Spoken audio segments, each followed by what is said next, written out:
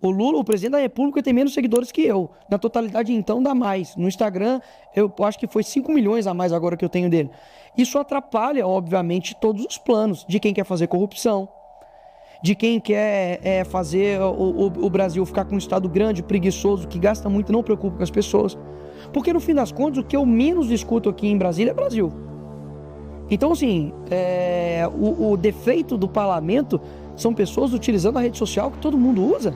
Ora, isso aí pra mim é a conversa de quem tá com uma saudadezinha do governo corrupto aí dos anos passados. Mas como a pessoa se vê, como ela se identifica, o senhor acha? Tá, então quer dizer então que como a pessoa se vê se torna realidade. Então eu hoje, agora, eu me sinto o presidente da Câmara. Se inscreva no canal e deixa seu joinha.